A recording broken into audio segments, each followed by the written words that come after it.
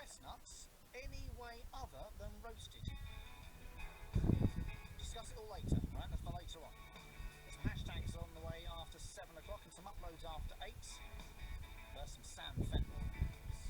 Do not pass go! Do not collect $200. If you know what film that's from, we will get on just fine. Welcome to the evening show on BBC Essex. I'm Rob Jelly. It's 6:15, Tuesday night.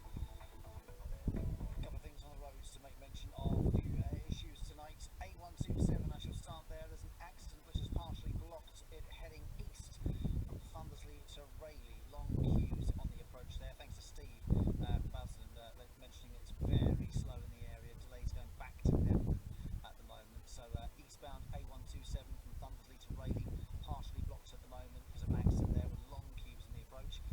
Elsewhere it is very slow on the A13, both ways between Hadley and Leigh-on-Sea, possibly not helped by the problems on the 127 and people maybe avoiding that as well.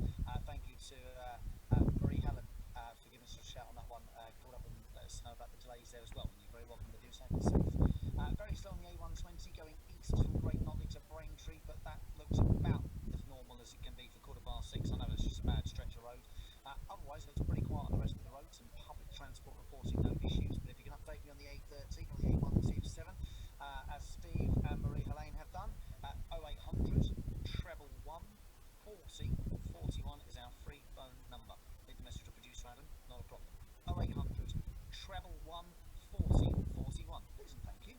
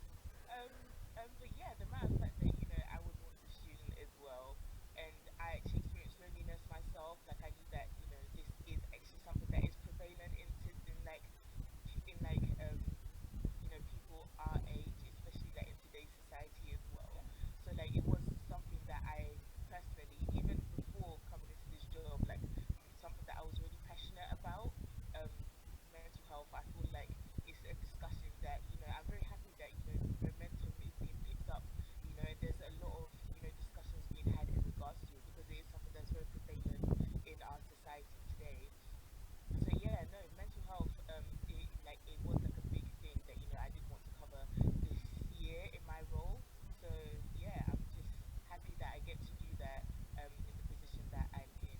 So yeah. Obviously, I do want to talk about the app itself that's being used to help people kind of stay more connected and whatnot as well. But Mary and Joe, for you, I mean, Joe, you are here, you're here in Essex, so for you, I guess physically being able to be on campus and being around people like that in that sense, a bit easier to kind of have company when you want it. 100%, and it's having that genuine human connection as well. And I feel like apps like Umi have really helped when we were online, but now being back on campus, there's no ever replacing being in a room with someone, being around other people and reading them and having that genuine connection. As someone who interacts a lot online and with lots of different people, you can be in touch with lots of different people. You can walk, it's like walking down the street, you can see lots of different people, but you can still feel lonely.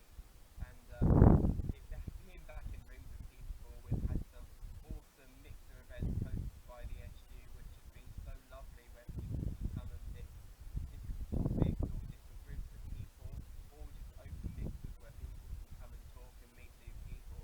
And that's been really nice. And one of the things that I can't believe, I found myself sat there just listening to other people talk, looking at other people laughing and just smiling, because I really have missed just being in a room with people, watching them be human, and you should never take that for granted, because you do, and then that goes. And now it just makes me so happy to be back in rooms full of people, and me and Dorothy have spent lots of time being at these events, and I think we all can just keep looking at each other and smiling and just thinking, Good to wow. be back. It's good to be back. Yeah. Hey, the thing is, we are such sociable creatures. We are. We're by nature we're sociable creatures. We can't fight that. We like being with others. That's something that we can get all kind of I guess ancestral about it. Sort of in a biological sense. It's kind of built into us all. We would like being with others, and that even goes for people who are quite introverted. People who like spending a bit of time on their own. Nothing wrong with that. But I guarantee there are a small handful of people of that person's type that, especially if you listen to this show and you consider yourself a bit of an introvert yourself, I'm willing to bet there's a handful of people that you like spending time with. It might only be a handful, and that's fine, by the way. It's something I'm learning with age. Is that sometimes you don't necessarily need a 300,000 friends. You might just need a little sort of group of three, four, five, six of you, whatever it is. But it's nice to have those people to spend time with. Mary, for you, you study online with the University of Essex from Sri Lanka, and so has what was that mindset like for you coming into that at the very start of your study? Were you aware that there was going to be that the distance would be apparent to you? Yeah, I was really scared, honestly. I was quite skeptical, like, how would this online experience be? Like, it's an entire degree, and it's all most of it is self-studying, but we do have, like, Q&A sessions with our tutors. But other than that, I was quite afraid, will I feel like I'm in a classroom? And then we have this Yumi app that came up, and so it was launched in February.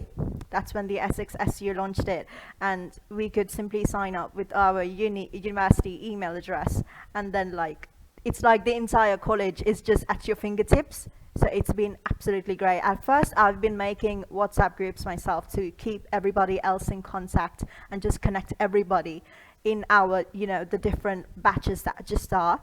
So, and then when this app came up, I was absolutely happy to get into contact with not just the students in the online sections, but everybody else living on campus. So it's been great, yeah. Okay, so let's just clarify the details of this app because we talked about it before. It's come up in conversation previously, but this is something that, as you say, earlier this year, the SU and the student union they kind of implemented this, put it on campus, made it official for you to use, and you use your email address at the university. How does it tell me a little bit about how this app actually works? What does it enable students to do? Okay, so Yumi is like it's honestly it's such an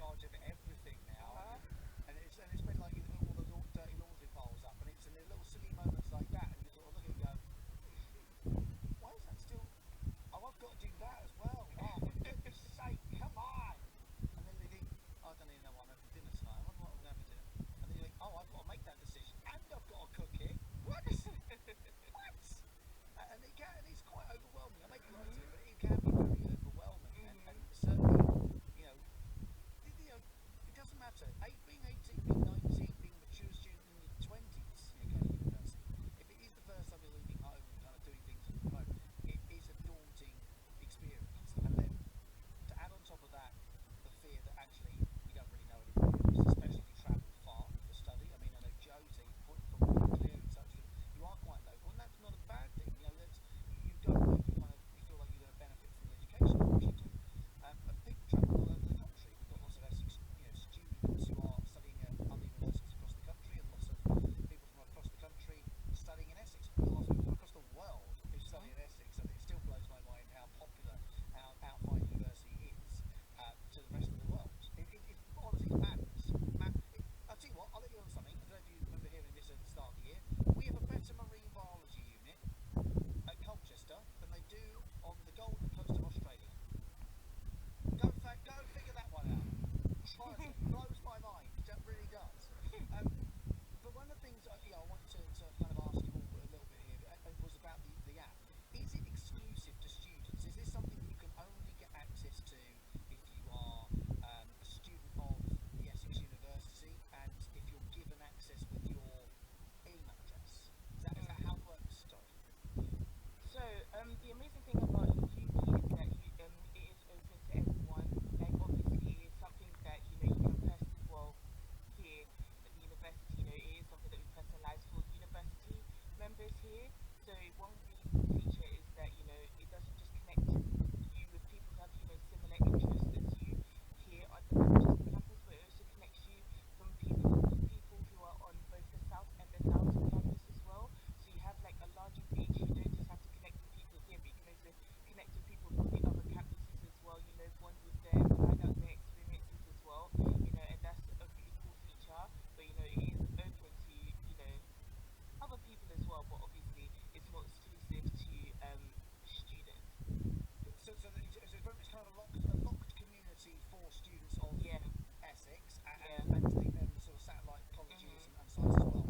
But it can if I'm right in saying this, it's used elsewhere at other universities and other establishments, but it is an education-based thing. So what I'm trying to say is, because back in 2004, there was a thing called Facebook, and it did and in principle it did the same thing at the very start. It was exclusive if you had a university email address, a .ac.uk email address.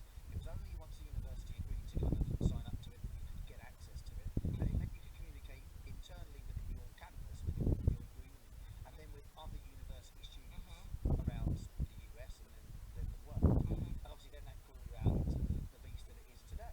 And I just wonder if it's kind of using some of that early day Facebook success and using it as a tool to fight something which I'm sure is echoed across the country, unfortunately, and probably across the world, with students feeling a little bit kind of isolated away from home as well. 100%.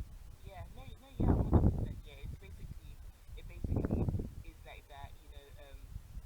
As I was saying before, come to university can be a very daunting experience. You come to a place with like a new environment, new people, sort of thing, and like someone like me, as I said, I had quite a tough time at the beginning, and I think that's mainly because when coming to university, a lot of us set a lot of unrealistically high standards for ourselves based off of other people's stories, and like when I remember before I came to university, some of my older friends were just like, yeah, university was amazing.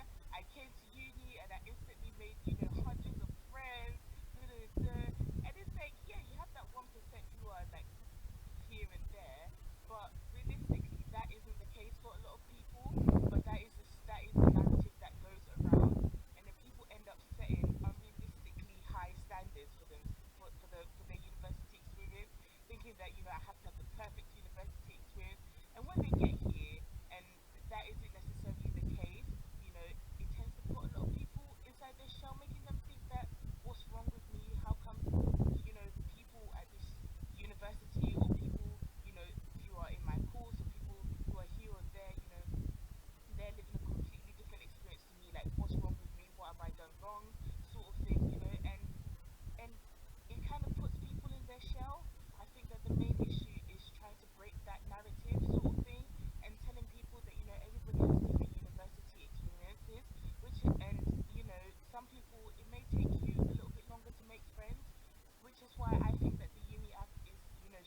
is, especially during this whole pandemic that, we just went through, this whole lockdown, you know, like it gave people the opportunity to connect with people before coming to university.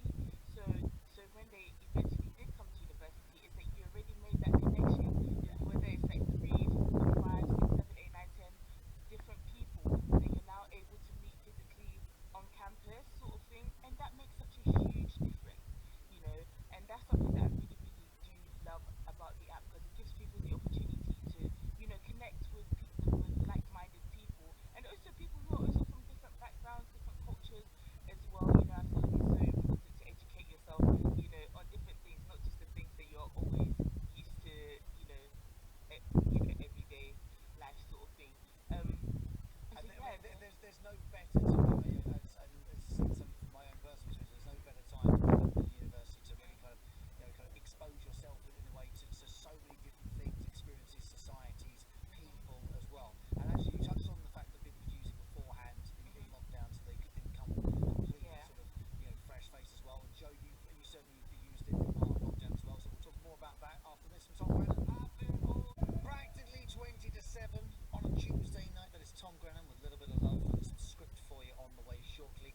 Just to let you know as well, just so you haven't got to dip out at all at any point, tonight we will be getting sort of reaction to what happens at government this evening. MPs are about to vote over the government's new COVID measures. So if you stick with us, we'll go through the results and I'll have a chat with political reporter Simon Dedman once we've heard a little bit about what's happening, where the vote goes, and break it all down for you. So no need to go anywhere else for that. I will bring that all to you in due course this evening. So stick around for me, and I'll treat you to a song which was covered by Kylie Minogue 47 years after the original.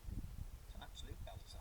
All the way before 7 o'clock. Joe, Mary, and Dorothy are with us tonight to talk about, I guess, loneliness, but I didn't want to necessarily pitch it in that way because it makes it sound like it's a bad thing. And while loneliness is a bad thing, there are solutions. There are ways we can work together in order to prevent this and keep it at bay as well. And this, by the way, is a focused conversation, I guess, around students at Essex University and colleges, I guess, up and down the county.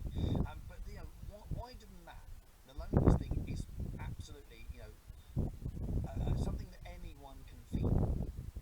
No matter who you are, what walk of life you come from, how old you are, or how many friends you have, everyone can feel a little lonely. And there are solutions to these things, and we'll do a lot of this on BBC Essex over the coming weeks to keep you company. We'll be here, but also talk about ways we can kind of overcome these things and stop them from ever really kind of getting a hold of as well. Joe, you've used the Umi app during lockdown to kind of stay kind of connected to people.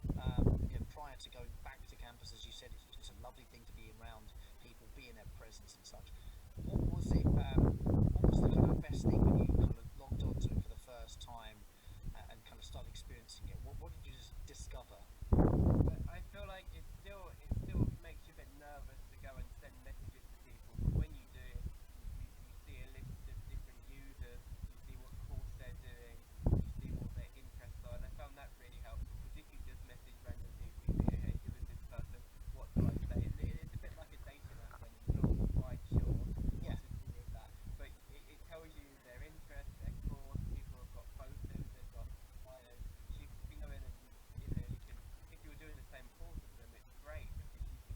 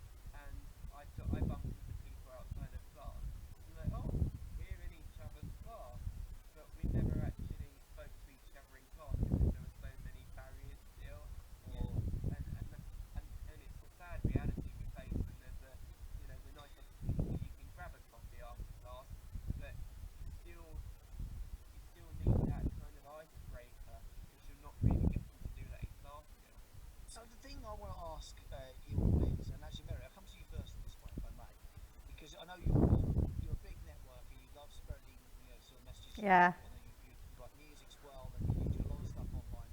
Naturally because geographically where you are, you're studying here, but you live in Sri Lanka. What is it about Umi then that enables you to find like-minded individuals or just people that you can find common ground with over other social platforms? Because that is the essence of what social media is about. It is about building a network of people that maybe you don't cross paths with literally in life. You don't walk past them in the street. You don't pass each other at workplaces because geographically or whatever it might be, you just don't come into each other's sort of facilities. So social media is designed to help us stay in touch with those that kind of move away, but also find new friends, like-minded individuals that live further afield. What is it about Umi that's different to all the other platforms that you could have used?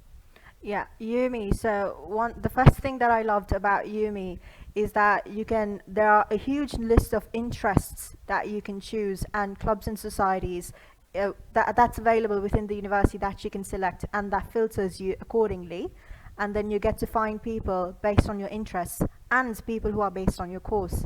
And it feels a lot safer, the fact that when you sign up with your university email address, and it gives you suggestions about students who are from the same university. So I am somebody that's on various social media platforms. I just joined TikTok just recently, but then thinking about all of those other apps, it feels very safe. The fact that that it's going to give you suggestions and of students that have logged in with their university email address. So I'm going to get suggestions about the students from the University of Essex. So that feels very safe.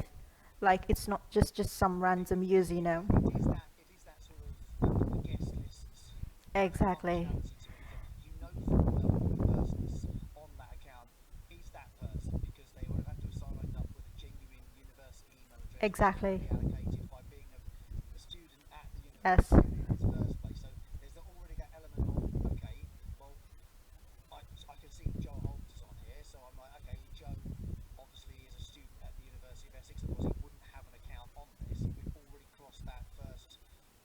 I guess that's on that online safety thing. It's something else we've talked about a number of times in the Like podcast. somebody, Passwords and things. yeah, sorry, somebody could fake on Facebook to say that they're from the University of Essex, but when you see them here on Yumi, oh, he's not faking it. He's actually from the University of Essex, so it's true. Maybe I've not seen him, but he's there. Yeah. So that feeling is there.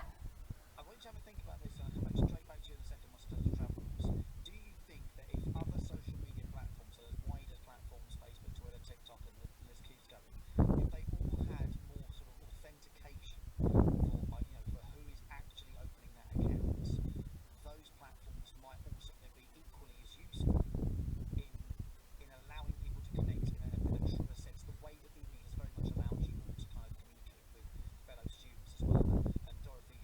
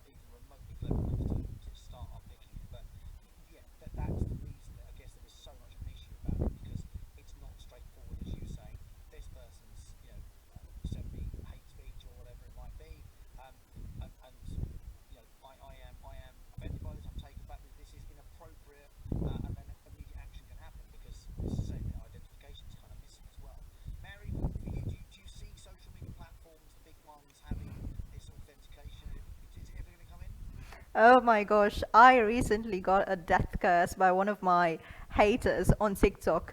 And come on, like, oh my gosh, I was actually speechless. I get a lot of hate comments as well on whatever I perform in that. And just a few months ago, when the English footballers, when some of them got, racist comments, I was actually just secretly taking down all of those hate comments on Instagram just from the side, because I'm a human rights activist. I will happily say that, and I absolutely do not encourage any sort of human rights violations. So I went through the normal reporting process, and they didn't accept it. So I went to the second process, where you can send another report directly to a specific department of theirs. They rejected it, and I'm like, is this what big companies have to do? Like, I'm talking about Instagram, and then on TikTok I'm getting a lot of hate comments. I wish if those were, I wonder if those are not even, like, they should get filtered. They should not let us choose to filter those, but I think those should be specifically filtered. Like, I got a death curse. I'm getting tons of hate comments on TikTok. I sometimes do get, like, attacked personally, like targeted, sort of harassed. I'm just used to it now, but then Because you shouldn't have, the thing is, though, you shouldn't be used to it. I I know know. some people have thicker skin than others, and I get that. That's just that's character, and then Yes, okay. But you shouldn't have to. The point is, you shouldn't have to. I used to, yeah. Thankfully, we have Boomi, which is working. Yes, Myself and three of you tonight, really, really well. it's very safe. Just want to kind of finish with you this evening briefly, and then say what is it that the Students' Union, the Essex University, done to kind of customise this, app and to the benefit of the students at universities. Thank you. So yeah, one of the things that we've done is that Uni, as the professor said, it has this amazing feature which allows students to access any of the welfare or wellbeing services that we have on campus. Because obviously since the pandemic, a lot of them